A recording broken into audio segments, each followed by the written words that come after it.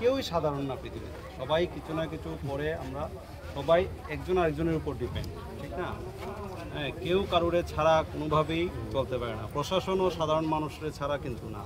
আর তেলিয়ামুড়া প্রশাসন এর আগে এমন কোনো ঘটনা ঘটছে না যেই ঘটনার সঙ্গে তেলিয়ামুড়া প্রশাসন সহযোগিতার হাত বাড়াইছেন। এই কালকের ঘটনাটা নিয়ে আমরা মানে সত্যি আমরা আজকে পর্যন্ত কেউ মানে ভালো মুডে নাই। হ্যাঁ, তার প্রাণ আইনা দেওয়ার মতো অবস্থায় তো আমরা নাই, আপনারা বুঝতে পারছেন। 5-6 ঘন্টা লোকটা কাঁপতে মারা গেছে, এইটাও কিন্তু মানে বেদনাদায়ক, ঠিক আছে? এবার যেই ইকুইপমেন্টসগুলো কইছেন, সত্যি এই ইকুইপমেন্টসে আপনার মানে ক্র্যাক লোহা কাটার মতো ইকুইপমেন্টস না, গাছ কাটার করাত, ঠিক আছে? তো এই করাত দিয়ে তো আর গাছ কাটা যায় কিন্তু করা যায় না, লোহা কাটা যায়, মানে যন্ত্রপাতির মানে লজিস্টিক সাপোর্ট যেটা আমরা বলি আমাদের সাথে ডিজাস্টার ম্যানেজমেন্টের লজিস্টিক্স যে যন্ত্রপাতি দরকার বা সাপোর্টটা দরকার, সেটা ঠিকমতো না থাকার কারণেই কিন্তু লোকটার মৃত্যুবরণ করতে হয়েছে। এইটার জন্য কিন্তু আমি একজন প্রশাসনের ব্যক্তি হয়ে আমি ক্ষমা প্রার্থনা করতেছি যে এই যান্ত্রিক মানে গোলযোগের কারণে বা যান্ত্রিক স্বয়ম্বরতা না থাকার কারণে লোকটা মারা গেছে। হ্যাঁ, আর প্রশাসন কিন্তু গাফিলতি করছে না, প্রশাসনের আধিকারিক কিন্তু ছিল এখানে। আমাদের ডিসিএম যে যারাই দেখছেন, সে আমাদের newly joined officer Sandeep Debbarma, সে কিন্তু ছিল, সেও কিন্তু ডিসিএম। তো এই একটা ব্যাপারে কিন্তু আমরা যথেষ্টভাবে আমরা এখন পর্যন্ত আমরা মর্মাহত। হ্যাঁ, তারে কীভাবে তার পরিবর্তন চলে এই ঘটনাটা, তাহলে স্যার আমাদের এই তেলিয়ামুড়ার বুকে অনেক গ্যারেজ আছে ওয়েল্ডিং লোহা কাটার, তাহলে 5-6 ঘন্টার ভিতরে স্যার এটা যেইভাবে গাছের সঙ্গে এটা হিস্ট্রি আছে তা হচ্ছে স্টিল বা লোহা কাটার মেশিন নিয়ে আসছে স্যার, গাছ কাটার মেশিন তাও এখানে স্টার্ট হচ্ছে। তারপরে নাই একটা ক্রেন স্যার, নাই কোনো টুসিন, ড্রাইভারটা 5 থেকে 6 ঘন্টা স্টিয়ারিংয়ের মধ্যেই ফেসে সে প্রাণ ভিক্ষা অনেকটাই, সে স্টিয়ারিং থেকে বলছে যে স্যার আমাকে এই প্রসেস থেকে আমাকে টানেন বা করে, তাহলে আমি বাঁচতে পারবো। এত আস্তে ধীরে গাফিলতির কারণে কোনো আমাদের উচ্চ পদস্থরে আমাদের কোনো প্রশাসনের লোকও আমাদের নজরে আসেনি স্যার। তাহলে 5 থেকে 6 ঘন্টা একটা ড্রাইভার এত কষ্ট পেয়ে সে এভরিথিং তার বাড়ির লোকের সঙ্গে যোগাযোগ করার পর্যন্ত সে চেষ্টা করছে, ফোন নাম্বার দিয়েছে। তারপরও স্যার 5-6 ঘন্টা পরে তারপরে সে মারা গেছে স্যার। তাইলে আমার লোহা কাটার জিনিস আনি, তাহলে কি করে লোহা কাটা হবে স্যার? তাহলে এই গাফিলতিটা কার স্যার? প্রশাসন, আমরা তো জানি যে স্যার এটা প্রশাসনের গাফিলতির কারণে সেই একটা লোক 5-6 ঘন্টা পরে তার প্রাণ দিতে হয়েছে। সেই জন্য আজকে আমরা এই ড্রাইভার, আমরা দেশের জন্য অনেক কিছু করি স্যার, আমরা দেশের জন্য আমাদের ভূমিকা রয়েছে। প্রতিটা রুটে আমরা ড্রাইভার চলি, ছোট হোক বড় হোক, সমস্ত ড্রাইভারের আমাদের যে কোনো মুহূর্তে আমাদের দুর্ঘটনা হতে পারে। যদি আমাদের এই দুর্ঘটনার মধ্যে যদি আমরা বাঁচতে পারার মুহূর্তেও যদি আমরা এই গাফিলতির শিকার হয়ে মরি, আমাদের একটা ড্রাইভার এত কষ্ট হয়ে প্রাণ দিতে গেছে, আমাদের প্রশাসনের আমরা ভূমিকা কোথায় পেলাম স্যার? একটা ক্রেন নাই, কোনো কিছু নাই, ড্রাইভারটা ভিতর থেকে স্যার বলছে যে আমাকে এই দিকে হেল্প করো, তাইলে আমি বেঁচে যাবো। স্যার রাত্রে প্রায় 8টার সময় অ্যাক্সিডেন্ট হয়েছে, আমি নিজে এইচডিএম বাড়ির সামনে আমি গিয়েছি, এখানে গিয়ে 2টা গ্রুপ এইচডিএম আসছে আপনাদের। এই যে এখন যে বন্যা মোকাবিলার যে এই যে ডিজাস্টার ম্যানেজমেন্ট 2জন লোক আছে, এনডিএফ না ডিজাস্টার ম্যানেজমেন্টের 2জন। ডিজাস্টার ম্যানেজমেন্টে যখন মৌরা করে, আমার চোখের দেখা ডিজাস্টার ম্যানেজমেন্ট মৌরা করে, এনে কত কিছু দেখায়, ফট কিছু সব কিছু সলভ করা যায়। এত কিছু থাকার পরও কেন এই ড্রাইভারটা বাঁচানো গেছে না? সামান্য স্যার একটা ড্রাইভার মানুষ, একটা গাড়ি, আমরা সবাই মনে করছি এই জিনিসটা। এই আশেপাশে স্যার আমরা সামনে রেল রাস্তা আছে, একটা রেল দুর্ঘটনা হইতো ওই সময় স্যার কী করলো হইলে, রেলে ধরে 1-2 লোক থাকে না, শত লোক থাকে, তখন হাজারো লোক থাকে, তখন ওই লোকটি কেমনে বাঁচাইবো স্যার? গাছ কাটার মেশিন নিয়ে কি স্যার এই রেল কাটা যাইব? এটাও তো স্যার প্রশাসন নজরে রাখা দরকার যে সামনে রেল অ্যাক্সিডেন্ট হইতে পারে, কোনো রেল অ্যাক্সিডেন্ট হয়, তখন কি গাছ কাটার মেশিনে রেল কাটবো? আর যেগুলি আনছে স্যার এটিও স্টার্ট হয় না, ও কিছু জিনিস স্যার ভাবলাম যে স্যার তারা খবর দিছি, হ্যাঁ সকাল 9:30টার সময় স্যার আপনারা স্টাফতে একজন আছে। এই এখানে একটা মানুষের জীবনের কোনো মূল্য নাই, সে তো কেউ না ছেলে, কেউ না বউ, কেউ ভাই, কেউ না কেউ সন্তান। তো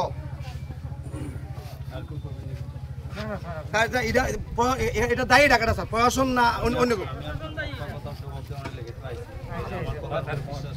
আর জিনিসটা লাখ লাখ টাকা কোটি টাকা খরচ করে দেয়, এটা তো দেখলাম না স্যার, সব শুধু এটা কই যা জিনিস নাই, কিছু নাই। আমাদের ফায়ার ব্রিগেডে কল করা হয়েছে, ফায়ার ব্রিগেডে কল করার পরে স্যার তারা এখান থেকে আসছে 2-3 জন আসছে স্যার। আসার পরে দেখলো যে এখানে আসে আন্দোলন উচ্ছেদ না হয়ে যায়। যতক্ষণ ডিএম নাই পায় না আমরা তখন আন্দোলন উড়াইতাম না। ডিএম এ কই দিব যে কোন কারণে আইছে না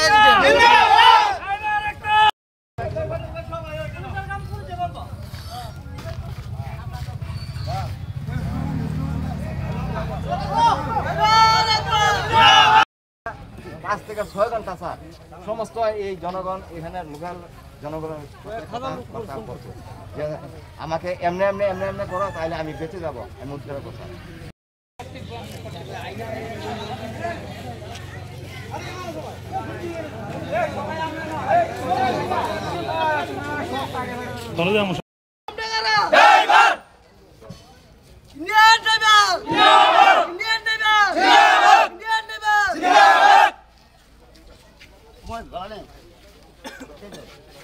এই স্টিলগুলো কাটে যদি বাইর করতে তাহলে ড্রাইভারটা আজকে বেঁচে যায়, তার পরিবার আছে স্যার।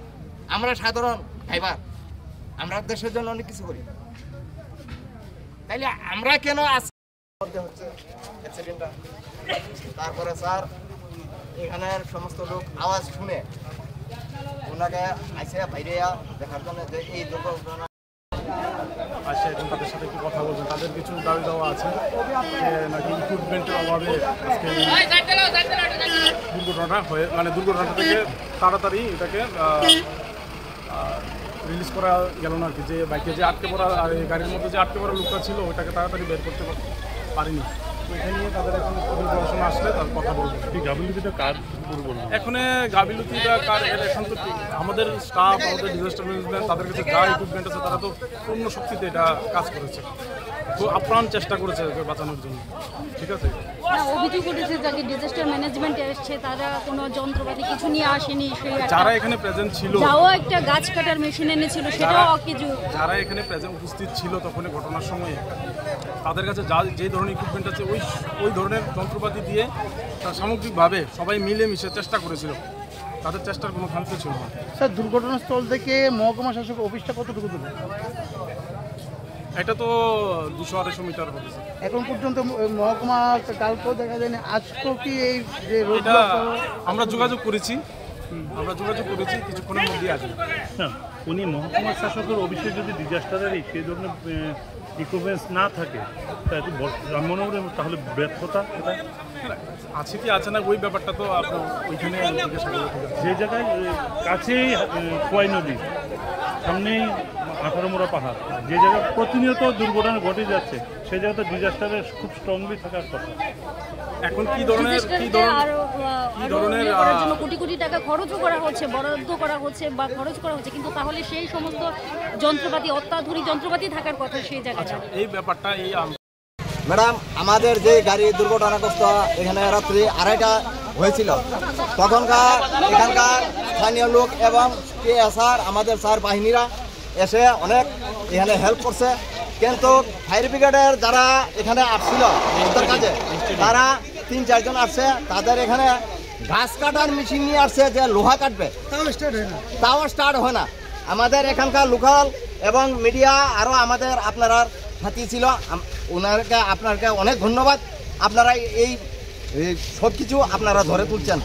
তারপরে এখানে মিডিয়া তারা প্রশ্ন করছে যে আপনারা যে এই আপনাদের গাফিলতির জন্য যে এই যে 5 ঘন্টা অবধি ওই ড্রাইভারটা জীবিত ছিল, অনেক কষ্ট করছে। উনি স্টিয়ারিংয়ের চিপার থেকে বলছে যে এমনিতে করেন, আমি বেঁচে যাব। তারও ভিডিও ফুটেজ আছে, কিন্তু তারা যা কাজ করছে যাতে দেখা যাচ্ছে এখানে আমাদের দেখা যাচ্ছে তারা একটা মানে সুন্দর একটা প্রোগ্রামের আস্তে ধীরে কাজ একজনের প্রাণ চলে যাচ্ছে, তাদের কোনো এই হেলদুল নেই। এই জন্যে আমরা আজ এই রাস্তা অবরোধ করছি। কেন আমরা ড্রাইভাররা আমরা দেশের জন্য সেবা করতে গিয়ে সে দুর্ঘটনাগ্রস্ত হয়ে আজ কেন আমরা এই পথের মধ্যে আমরা যদি বাঁচার আমরা তাগিদা থাকে বা বাঁচতে চাই, আমরা কেন বাঁচতে পারি না?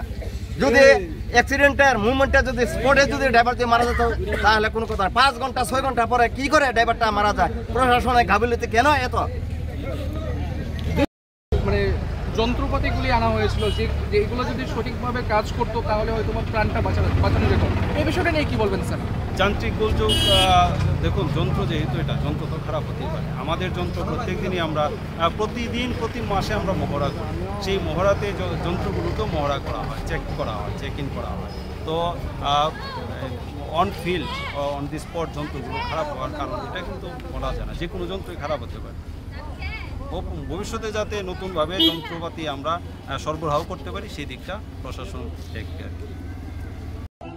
আমরা এখানে যে আমাদের ড্রাইভার সংগঠন যে এখানে আমাদের যে পথ অবরোধ করার উদ্দেশ্যটা হলো, গত 5 তারিখে এই রাত্রে 2:30টার দিকে আমাদের এই গাড়িটা দুর্ঘটনাগ্রস্ত হয়। 2:30টার দিকে দুর্ঘটনাগ্রস্ত হওয়ার সত্ত্বে এলাকাবাসী এখানকার লোকাল যারা শব্দ পেয়েছে বিকট, এই শব্দর কারণে তারা এসছে। পিএসআর কেন্দ্রের থেকে পিএসআর জওয়ানেরও আসছে, আসার পরে হেল্পে তারা অনেকটাই হেল্প করছেন।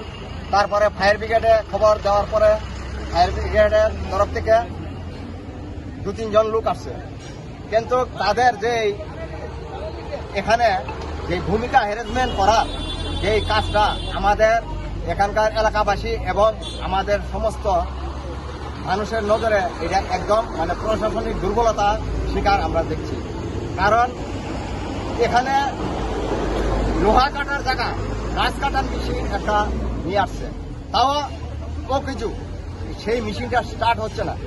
তার মধ্যে একটা ক্রেনের কোনো সুব্যবস্থা নাই আমাদের এখানে, নাই একটা টুসিংয়ের কোনো ব্যবস্থা।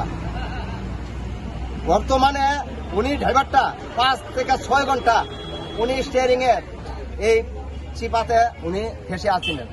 উনি সমস্ত কথাবার্তা উনি বলেছেন যে ভাই আমাকে এই সিস্টেমে করে, ভিতর থেকে বলছে যে এই সিস্টেম করো, তাইলে ভাই আমি বাঁচতে পারবো বা আমাকে উদ্ধার করতে পারবো, আমি বাঁচতে চাই। কিন্তু প্রশাসনের দুর্বলতা, কোনো সময় যে কোন দিকে কি করতে হয় তারা বলছে যে আমাদের কাছে কোনো হ্যারাসমেন্ট নাই লোহা কাটার, তাহলে আমাদের এটা কোনো জঙ্গলি এলাকা না, টাউন অঞ্চল এলাকাতে। তো আজকের এই যে পথ অবরোধটা মূলত সেই কারণেই, কারণ ড্রাইভারটা প্রাণ গেল যে এই প্রশাসনের ব্যর্থতার কারণে। কারণ সুবিচার যে এইভাবে আমরা ব্যর্থতার কারণে আমরা সুবিচার পাওয়ার জন্য এই মিকির লালের মৃত্যুর কারণে আমরা পথ অবরোধ করছি। প্রশাসন আমাদের কি প্রতিশ্রুতি দেয়, সেই কারণেই আমরা এইটা। তো প্রশাসনিক তরফ থেকে কি আশ্বাস পেয়েছেন আপনারা? আমাদের প্রশাসন তরফ থেকে বলছে যে ওনারা খুব দুঃখিত যে এই মর্মান্তিক ঘটনা, কারণ প্রশাসনের কিছু ব্যর্থতা, কারণ হ্যারাসমেন্টের কারণেই এই ড্রাইভারটার প্রাণ গেছে। তাই উচ্চ অফিসাররা আমাদের ডিসিএম স্যার এবং এলটিএম স্যার সমস্ত স্যারেরা তারা চিন্তাধারা করছে যে তার সুব্যবস্থা যাতে বিচার হয় বা তার পরিবারের পাশে ওনারা সাহায্যের হাত বাড়াবেন সরকার দ্বারা। তো এই কারণে আমরা প্রতিশ্রুতি পাওয়ার কারণে আমরা এই পথ অবরোধ করলাম। কারণটা হচ্ছে আমরা একটা ড্রাইভার রাত্রে 2:30টার সময় অ্যাক্সিডেন্ট করছে, তো চাপা পড়ে রয়েছে, কিন্তু লোকটারে প্রশাসনের কারণে মারা গেছে। পাবলিক আইসে কাজ করছে, কিন্তু পাবলিকের দিতেছে না কাজ করার লেগে ভালো করে। থানা পুলিশ আছে 2.5 ঘন্টা পরে, ডিসিএম নাই, এসডিএম নাই, তারা যদি আইতো একটু ভালো করে কাজ করতো, তাড়াতাড়ি হেরে বাই করুন যেত, বাচ্চা যাইতো। শুধু এসডিএম এর কারণে, ডিসিএম এর কারণে, থানার কারণে লোকটা মারা গেছে। ফায়ার সার্ভিসও আইছে 1 ঘন্টা পরে।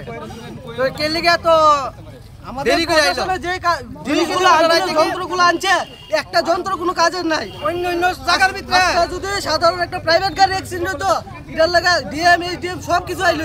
আজকে আমার ট্রাক ড্রাইভার দেখে কোনো এইচডিএম ডিএম কেউ আইছে না কোনো জায়গায় আজকে 6 ঘন্টার পরে ড্রাইভারটা মারা গেছে এরপর আরো 1 ঘন্টা পরে এখন যে রোড ব্লকটা করেছে কার উদ্যোগে ব্লকটা করা হয়েছে আমাদের ড্রাইভারের দাবি চাই ড্রাইভারটা যে মারা গেল এটা ডিএমএ ডিএমএ আইতে হইব এটা জবাব দিতে লাগবে ডিউটিটা করছে না তারার লাগা মারা গেছে তারা আইতে হইব সাসপেন্ড করতে হইব তেলেমোড়া থেকে সাসপেন্ড করতে হইব আমরা দেশের লাগে সেবা করে আমরা কিছু পাই না ড্রাইভারের তো যেখানে যাই এখানে মানে একদম ভাই করে ফেলে রাখে সারা রাস্তা পুলিশ আছে অথচ অ্যাক্সিডেন্ট না 10 মিনিট আয় না পুলিশ আড়াই ঘন্টা পরে মানুষটা 5 ঘন্টা যেটা ছিল মরার পরে 1 ঘন্টার ভিতরে কি করে বার করে মারা গেছে উনি ঘন্টার পরে কি করে আপনারা দাবিটা কি? আমাদের দাবি এখন যে ড্রাইভার পরিবারের যে সুরক্ষার জন্য আমরা আমাদের পরিবহন মন্ত্রী বা আমাদের সংশ্লিষ্ট যেই আমাদের মুখ্যমন্ত্রী আছে ওনার কাছে আমাদের যেই প্রশাসনের গাফিলতির কারণে যেই এই পরিবারের লোকটা মারা গেছে ওনার পরিবারের জন্য যাতে কোনো একটা সুব্যবস্থা নিশ্চিত করে আমরা এই আমাদের মুখ্যমন্ত্রীর কাছে আমাদের এই অনুরোধ